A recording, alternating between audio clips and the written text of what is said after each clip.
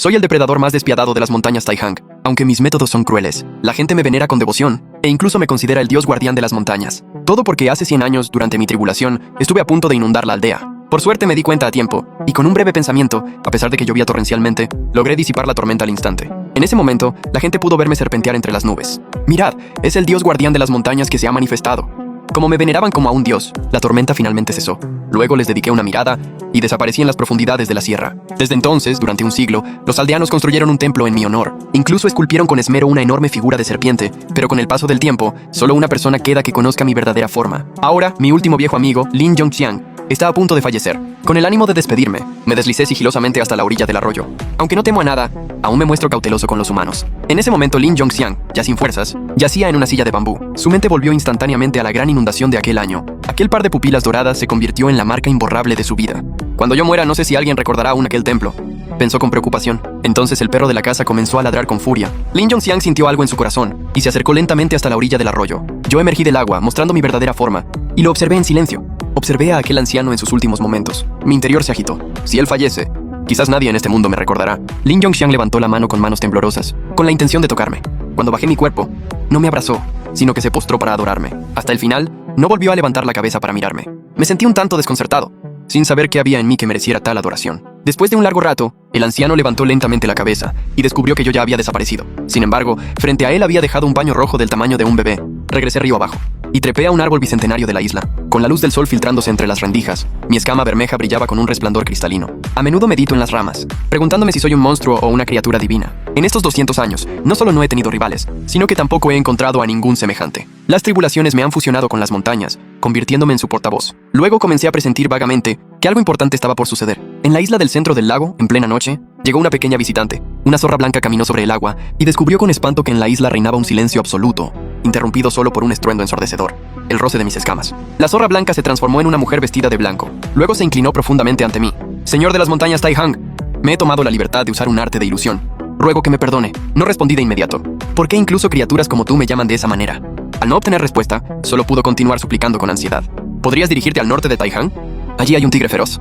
La observé desde lo alto, en silencio, y comprendí lo que quería decirme. Resulta que quería que yo acabara con aquel tigre descontrolado. Pero yo consideraba que el surgimiento de criaturas es algo natural, así que no tenía intención de intervenir. La mujer, al verme impasible, volvió a hablar con urgencia. Si ese tigre feroz sale a la luz, sin duda masacrará a todos los humanos. Deseo que intervengas. Mi largo cuello se descolgó desde la penumbra, con las escamas abriéndose y cerrándose. Aunque no quería interferir en la evolución, temía aún más la venganza de los humanos. Si atrajeran un aluvión de acero y fuego, sin duda me perjudicaría a mí y a mi hogar. En ese momento, en el norte de Taihang, un tigre de llamas rugía con furia. Como había presenciado cómo capturaban a su madre, odiaba profundamente a los humanos. Con un trueno que cayó del cielo, de repente experimentó una transformación total. Se lanzó hacia la aldea con furia vengativa, pero un gran chapoteo resonó en el agua, y una enorme serpiente escarlata alzó la cabeza desde el río.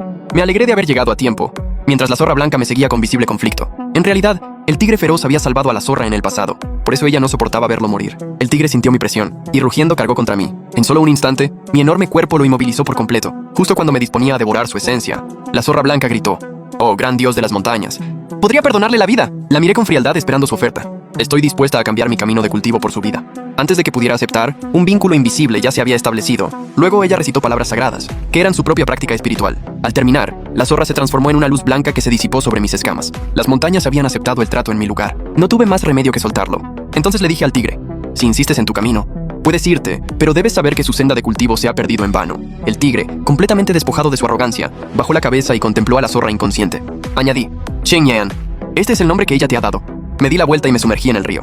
Mientras tanto, Lin Zhiqiang, el hijo pródigo, regresaba a su hogar. Lin Zhiqiang encontró la escama que había dejado su anciano padre. «Esta vez de verdad me voy a hacer rico». Tras saquear el dinero, se llevó la escama y los objetos antiguos. Pero, abrumado por las deudas de juego, no dudó en traicionar al dios de la montaña. Pronto, en la cima de un edificio en la capital, Gu Chuchu obtuvo aquella escama. «El dueño de esta escama es la criatura más poderosa que ha surgido». Aunque Gu Yan se preocupaba por las armas de fuego, la joven mostraba una obsesión absoluta. Ansiaba saber cuán gloriosa sería la vida de un ser así.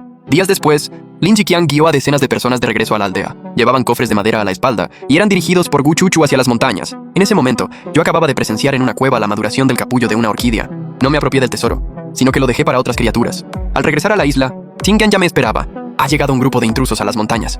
La persona que los lidera lleva su rastro, señor». Mi rostro se tornó amenazante y pregunté con voz fría qué posibilidades tenían de vencer. «En apariencia ninguna. Pero esa muchacha es muy inusual, ya que los humanos se atrevían a venir a espiarme. Decidí dejar de esconderme. La emboscada es mi instinto. Me acerqué sigilosamente al grupo y me centré directamente en la muchacha del vestido negro, con la mirada llena de intención asesina. En mi territorio de casa, estas personas solo tienen un destino, la muerte. Me deslicé entre la noche y las sombras, sin emitir el más mínimo sonido. Lin Ziqiang, que iba en medio, no paraba de secarse el sudor frío con nerviosismo. ¡Jaja! Ese lugar está raro. Ni siquiera se oyen pájaros. Gu Chuchu, acariciando un paño rojo, murmuró: él nos observa. Lin Ziqiang, aterrorizado, dio un respingo y con voz temblorosa quiso echarse atrás. Señorita Gu, ¿y si regresamos primero a la aldea? Al oír esto, Gu Chuchu lo miró fijamente, con la mirada aún más fría. Por esta escama, te ordeno que sigas adelante. Si no aparece, prenderé fuego a todo este bosque. Al escuchar sus palabras arrogantes, actué al instante, azotando con mi cola hacia el exterior. 2 mercenarios salieron volando sin tiempo siquiera de gritar: ¡fuego! Preparen los silbatos de carga. En un instante, llamaradas brotaron, y miles de balas impactaron en mi cabeza. Aunque no me causaban heridas mortales, despertaron la ferocidad que había reprimido durante un siglo. Emití un rugido sordo, que sacudió todo el bosque haciendo caer las hojas. 4 hombres fuertes arrojaron los cofres de madera al suelo con estrépito. De su interior emanaba un aroma, y contenían 4 brazos de madera. Asomé lentamente mi cabeza. ¿Estas son sus armas? Lin Ziqiang cayó al suelo, con el pantalón empapado de orina por el terror. Señor Dios de la montaña, ellos me obligaron. Por favor, ten piedad. Ignoré los lamentos de aquel inútil y solo fijé mi mirada en aquellos brazos de madera. Los brazos se acoplaron a los hombros de los hombres, y su musculatura comenzó a hincharse de inmediato. Sus ojos se llenaron de un color sanguinolento. La mitad de ustedes, traedme su vida.